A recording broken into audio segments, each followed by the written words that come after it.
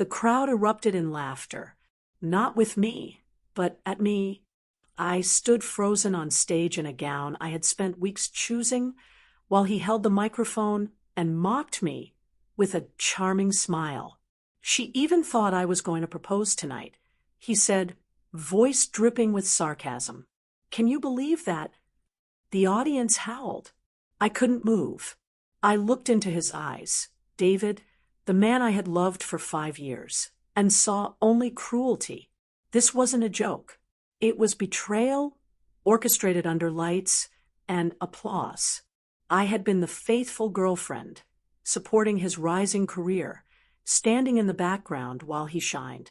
And this was how he thanked me, by tearing me apart in front of the world. My vision blurred. My ears rang. Then everything faded to black. I wished I could disappear. And then, just like that, I did. The alarm blared. My eyes flew open. I gasped, sitting up in bed. My hands trembled as I grabbed my phone. The date, 2 weeks before the gala. I clutched the sheets, heart racing. I was back, reborn, in the exact moment when I still believed he loved me. My hands shook as I stared at the smiling wallpaper photo of us. 1,000 memories rushed in. His rehearsed charm, the subtle digs, the way he'd made me feel like I was never quite enough. I'd ignored every red flag. Not this time. My tears dried before they could fall. If fate was cruel enough to make me relive this, I would be cruel enough to take control of it. Let him plan his little public stunt.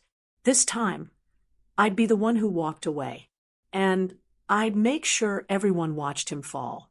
The first thing I did was delete every photo of us. The second thing, I began preparing my exit. I made a list of the people who stood beside him, laughed at his jokes, ignored his cruelty. My eyes scanned names I once called friends, mentors, even family. He wasn't just emotionally abusive. He was calculated.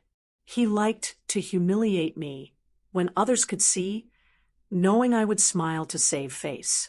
Not anymore. I looked in the mirror and saw a woman made of shattered glass that had reformed into a blade. I wouldn't warn him. I wouldn't scream. I'd just walk away at the perfect moment. When he needed me most, I'd give him just enough rope to hang himself. And when he turned to humiliate me on stage again, he'd find himself alone, exposed, and utterly forgotten. David texted that morning, "Morning, starshine, big rehearsal today. You coming to help me prep?" I stared at the message, remembering how in my past life I'd rushed to his side, carrying his coffee, reading over scripts, adjusting his tie. He always made it seem like I was lucky just to orbit him. This time, I typed back, "Sorry, booked with work. Good luck." The dots flickered for a while, then disappeared. He didn't like when I pulled away. Good. Let him feel the cold first. I spent the day gathering my own team, an image consultant, a lawyer, and an old college friend who now worked in PR. I wasn't going to run. I was going to rise. Quietly, smartly. If he wanted a stage, I'd give him one. But this time, the spotlight wouldn't humiliate me. It would expose him. The rehearsal dinner came and went. I didn't attend. David sent flowers, then a voice note, his tone light but edged. "You've been distant, babe. Is everything okay? Don't forget, the gala's our big moment." I almost laughed. Our big moment? It was his big moment. The one where he thought he'd crush me under his heel and watch me sob in front of his adoring fans. In my past life, I had cried for days after. This time, I booked a new dress. Not white like before. Not soft, but sleek, black satin that hugged my body like a threat. I scheduled an exclusive interview with a rising blogger and arranged to be seen arriving solo. And just for fun, I made sure it leaked that David and I were on a break. Let the public wonder. Let the sharks circle. I wasn't running. I was sharpening my teeth. The night of the gala arrived. I descended from the car, like a queen returning from exile. Cameras flashed. My dress caught the light like obsidian. David waited at the entrance, his smile faltering when he saw I wasn't on his arm. "Claire," he whispered, stepping closer. "Where were you?" "We were supposed to." I smiled coolly. "I thought it would be more exciting if we made separate entrances. Don't worry. You'll still get your moment."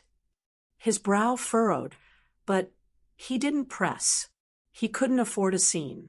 I breezed past him into the hall, where the world had once clapped for his cruelty. Let them clap again tonight. But not for him. The room shimmered with chandeliers and sycophants. I smiled at them all, the perfect picture of poise. And behind every smile was a secret he'd never see coming. He took the stage with confidence, eyes gleaming as he adjusted the microphone. "Thank you all for coming," he began. "Tonight's not just about our work. It's about the people behind it, and one person in particular who stood by me." My stomach turned. I remembered this part too well. He'd gesture to me, then humiliate me with a fake proposal turned cruel joke.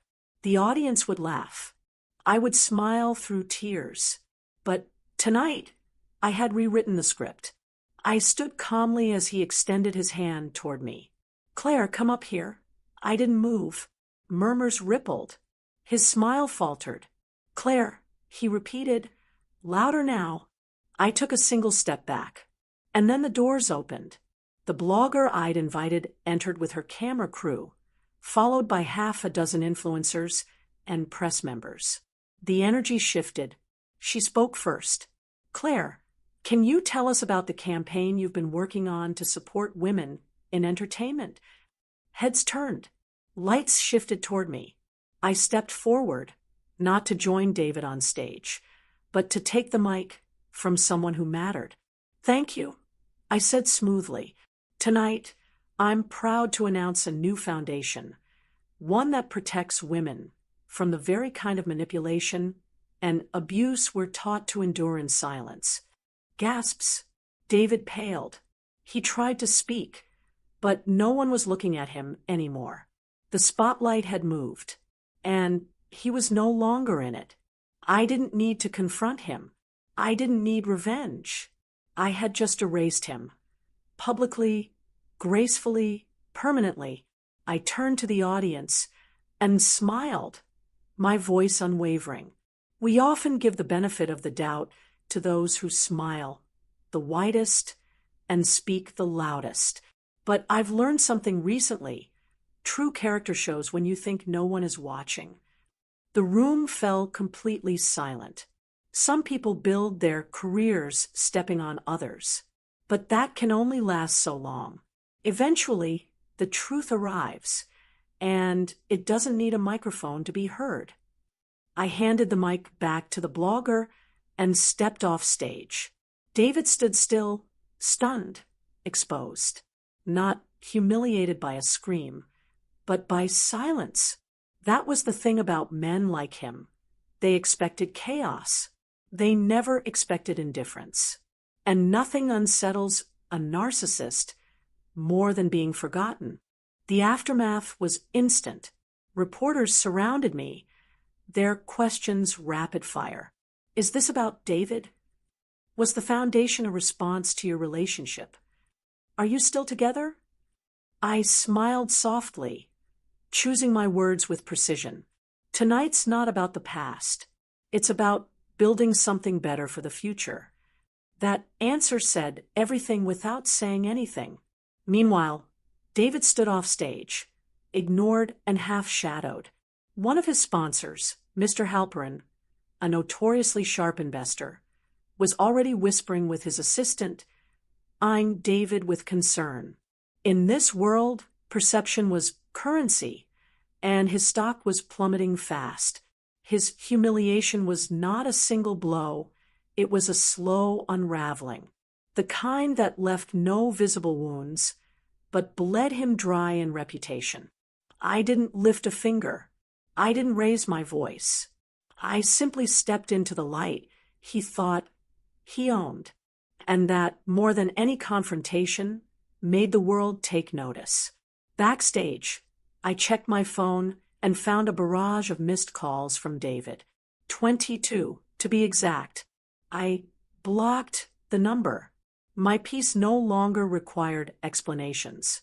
The team I'd built, lawyer, PR manager, foundation board, gathered in a private room. "That was brilliant," said Zoe, the blogger. "You didn't even have to say his name. The audience knew." I sipped water and nodded. Let them connect the dots. That's what real impact looks like. We toasted to a night of power, not revenge.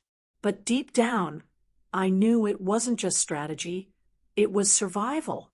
I had finally stood up for the version of me who once sobbed alone after that gala. The girl he crushed.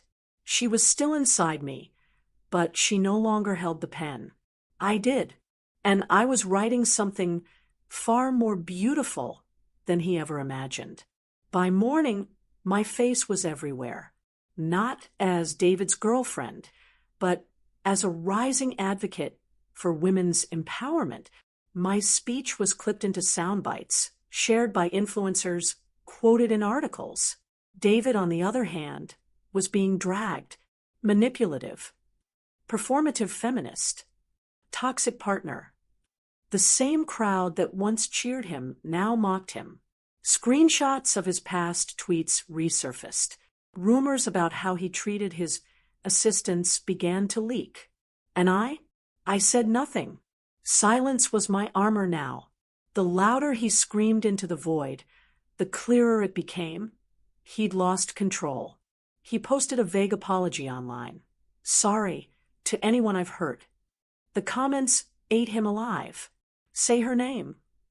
"You're not sorry. You're exposed." He had chosen to embarrass me in front of the world. Now, the world was handing him the same shame back, multiplied. The only difference? I didn't have to lift a hand. He showed up at my building later that week. My doorman called to warn me. He looks desperate. He said, "Won't stop pacing." I walked to the window, peering down. There he was, David Blake, once the golden boy, now unraveling at the seams. I could have ignored it. I almost did. But something inside me stirred. Not pity, not rage, just curiosity. I grabbed my coat, took the elevator down, and stepped outside. His eyes lit up. "Claire, thank God. I've been trying to reach you." "Don't thank God," I said flatly. "You're not here for redemption. You're here because you lost." His smile faltered. "I made a mistake." "No, you made a choice, and now you're facing a consequence." He tried to speak again, but I held up a hand. "This isn't a second chance. It's your last moment to walk away with an ounce of dignity. Don't waste it." He laughed bitterly. "So that's it? After everything we've been through, you're just done?" "I was done the night you mocked me in front of hundreds of people. This version of me, she's just tying up loose ends." His expression twisted. "You used me. You let me think everything was normal, so you could set me up." I tilted my head. "You embarrassed me to boost your career. I embarrassed you to reclaim my life. Fair trade, wouldn't you say?" His lips parted in disbelief. "You've changed." "No," I said. "I've returned to who I was before you made me small." For a moment, he looked like he might cry, but I wasn't there to comfort him. I turned away, walked back into my building, and never looked back. My silence wasn't cruelty. It was closure. And closure, I'd learned, doesn't need applause. just the sound of your own footsteps moving on. The next week, I spoke at a university seminar. One of the students asked, "How did you find the strength to speak up?" I paused, then smiled, because silence almost destroyed me. And when you survive that kind of pain, you learn how to make it echo in a way that heals. The applause that followed wasn't wild. It was respectful, honoring not just the words, but the woman who said them. Afterward, a young girl came up to me, eyes wide with admiration. "I used to think being quiet made me polite," she said. "Now I know it made me disappear." I hugged her tightly. "Then let the world hear you now." These were the moments I lived for, not the downfall of the man who broke me, but the rising of every woman who saw themselves in my story and chose something different, something better. David continued to spiral. His sponsors dropped him. His agent released a statement.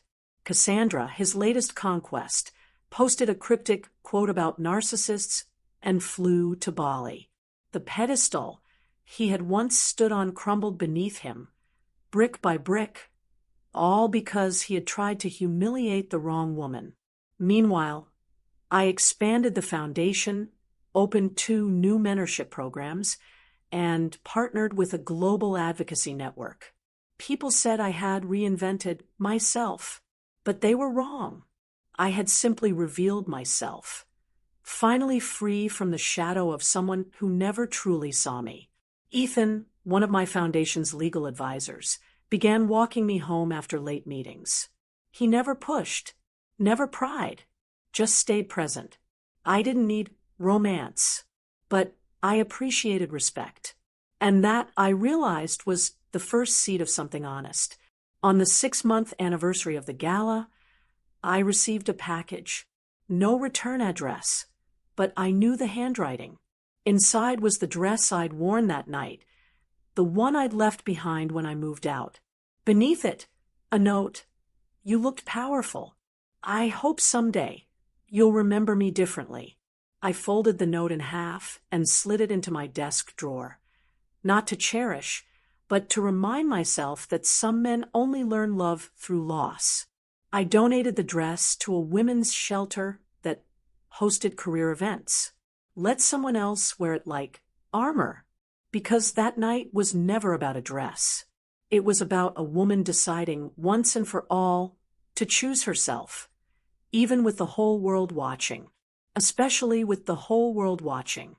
The world didn't forget what David did, not because I kept retelling it, but because the clip of him smirking at my expense resurfaced every time someone talked about accountability in the industry.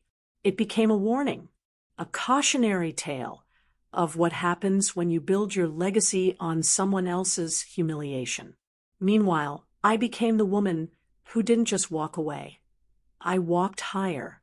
People reached out not just to praise my strength, but to share their stories.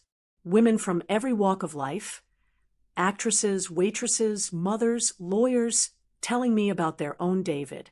And each time I read their words, I felt something settle deeper in me. I wasn't alone. I never had been.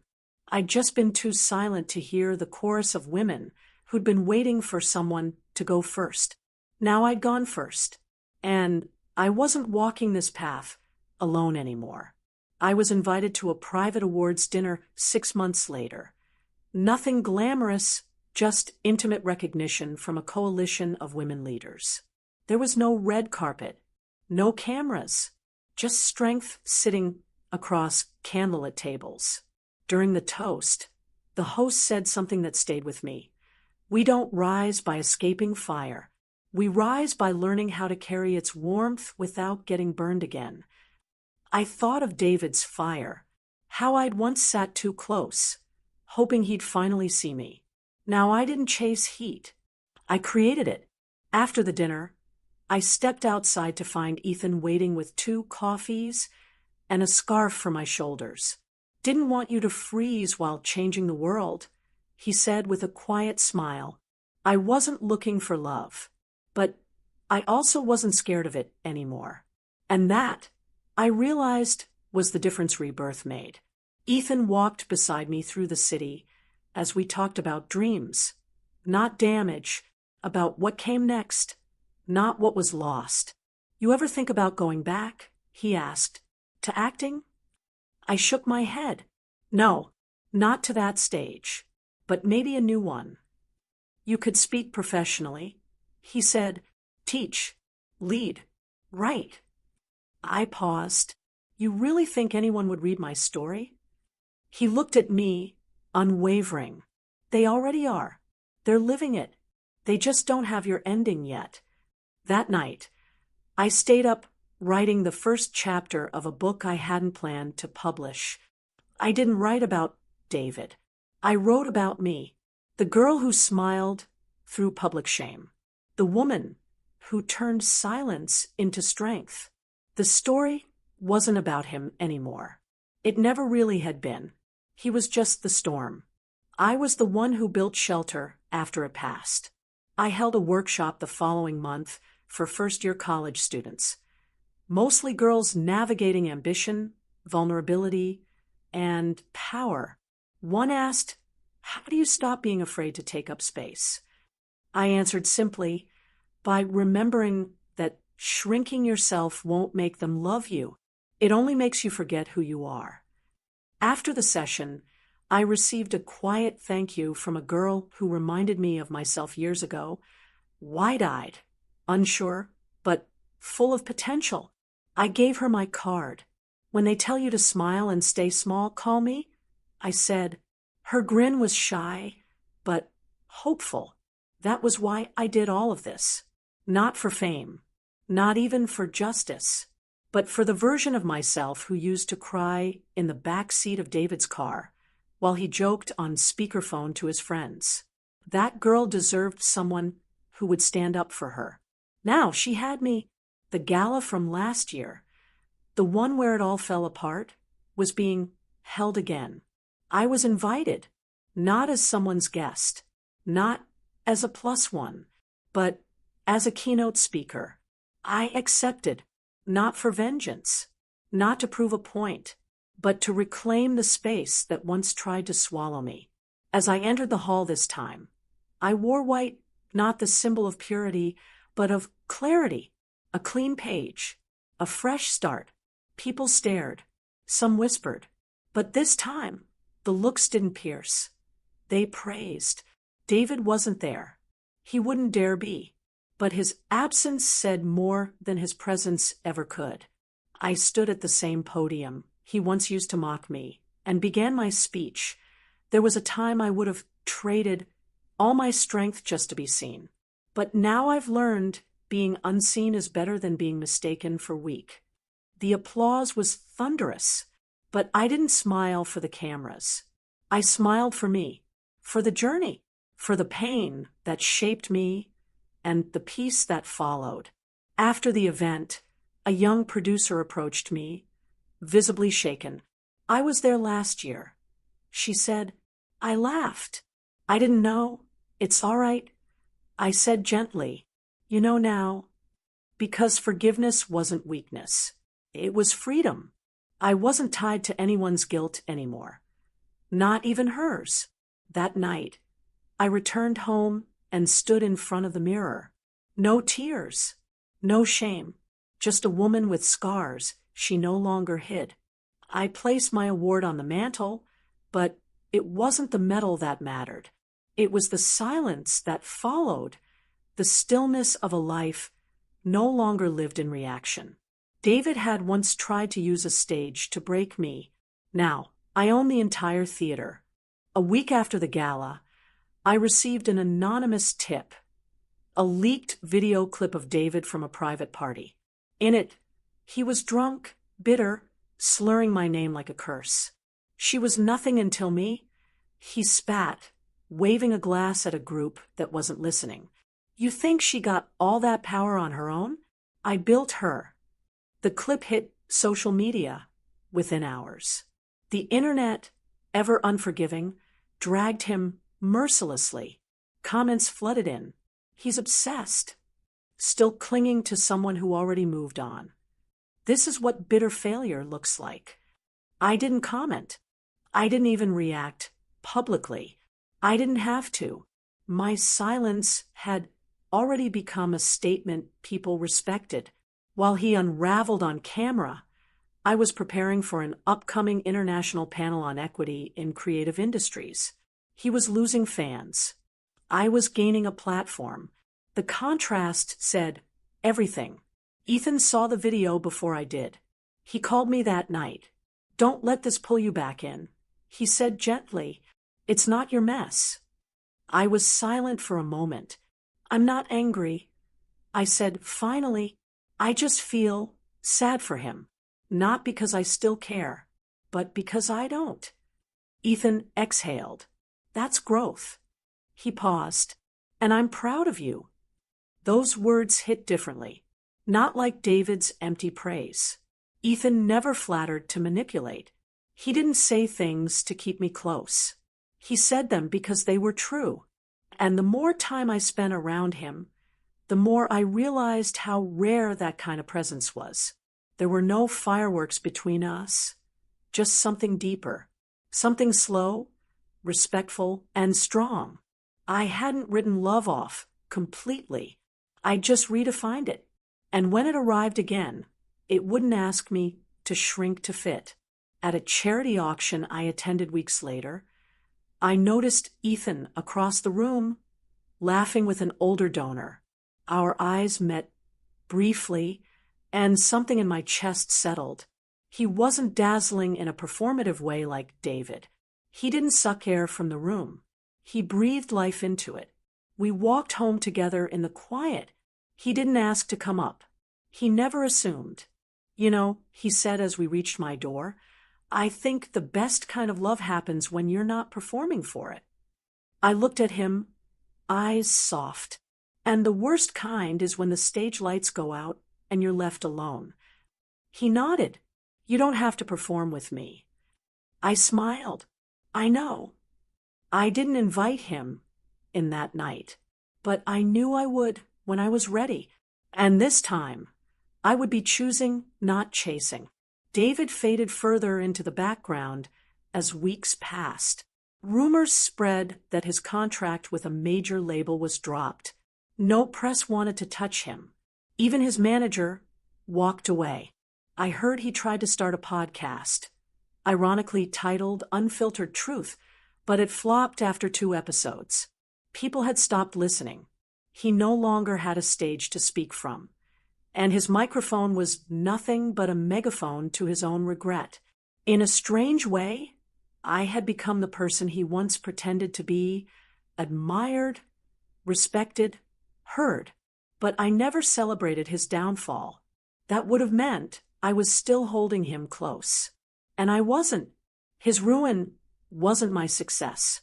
My peace was. That was the difference between us. He needed an audience to feel powerful. I needed no one's permission to feel whole. I traveled to Paris for a summit and stayed a few extra days to clear my head. On a sunny morning near the Seine, I journaled beside a street cafe, sipping coffee and listening to a violinist nearby. A little girl passed with her mother and waved at me, shy and sweet. I waved back and smiled. And in that moment, everything slowed. No headlines, no flashbacks, just air and sunlight and quiet. I wrote a single line in my notebook. Freedom doesn't always feel like fireworks. Sometimes it feels like nothing pulling at you anymore. I read it twice, then closed the journal and breathed. I didn't need to document my healing anymore. I was living it now, not for anyone else, just for me. And that was enough. Ethan and I kept in touch during the trip.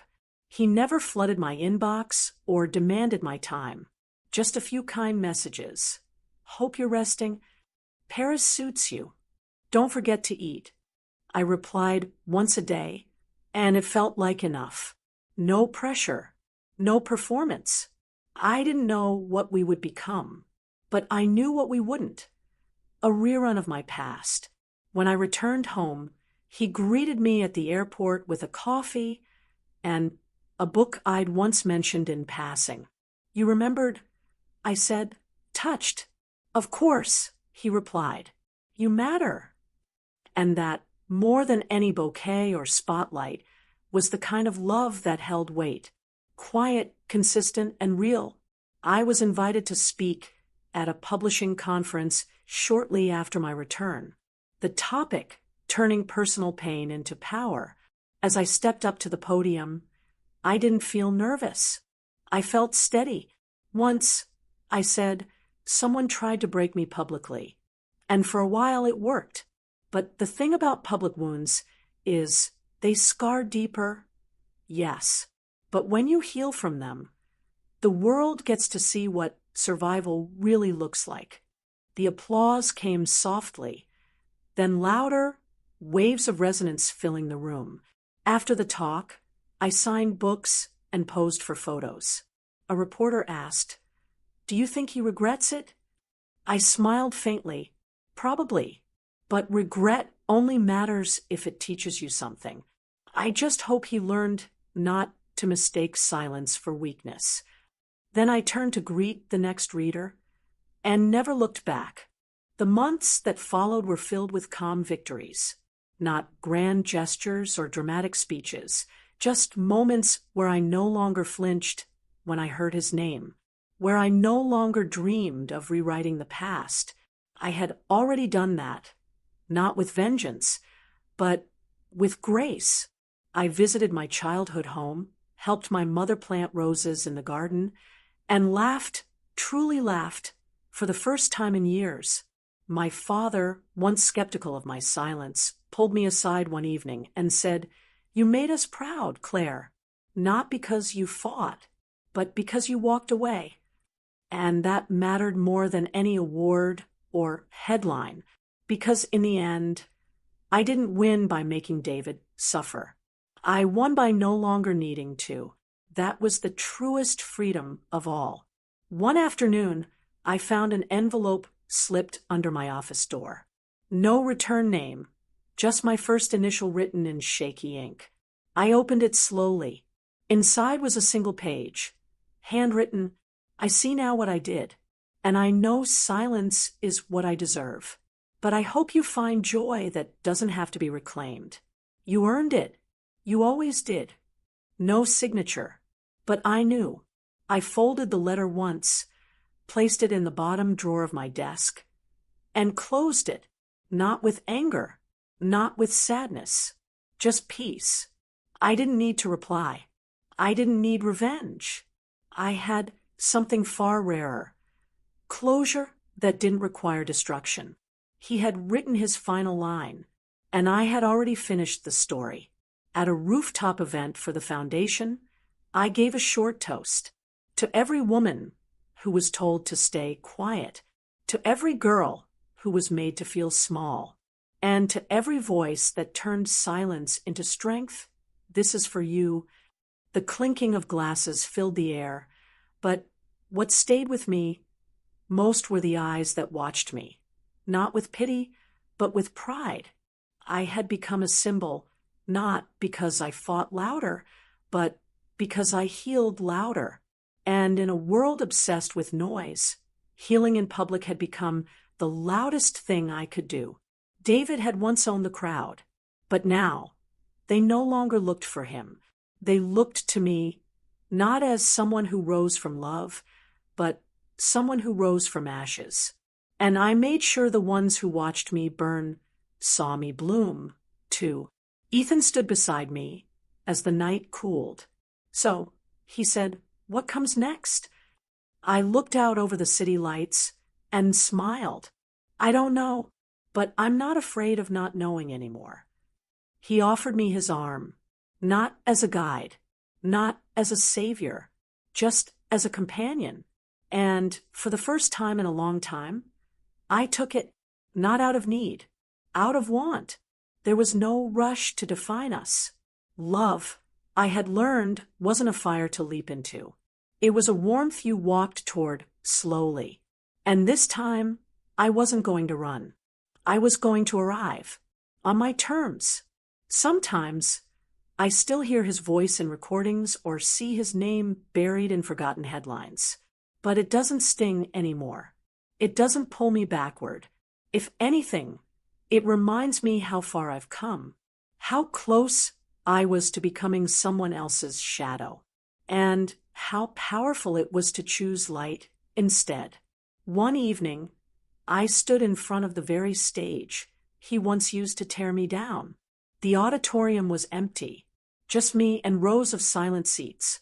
I walked to the center, placed my hand on the mic stand, and whispered, "I'm still here." No one clapped. No one laughed. Just the echo of my own voice. And that was enough. A week later, I published my first book. It wasn't a memoir. It was a letter to every woman who had ever been publicly shamed, privately broken, or quietly underestimated. It sold modestly at first, but then it caught fire, not because I chased attention, but because truth, when spoken without fear, travels fast. I received thousands of letters.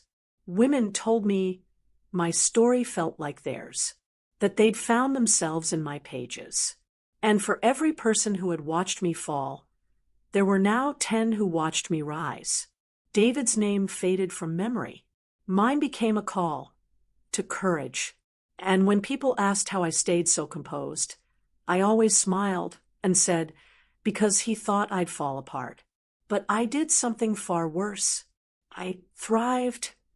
And so I kept thriving, not for applause, not for revenge, but because I finally understood that my worth was never measured by his treatment of me.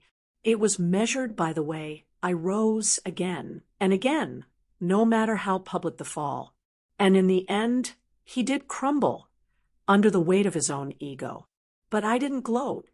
I didn't dance on the ruins. I just walked past them, head held high, because I didn't need to be the woman who got even. I was the woman who got free, and that, in the eyes of the world, was always the most powerful ending.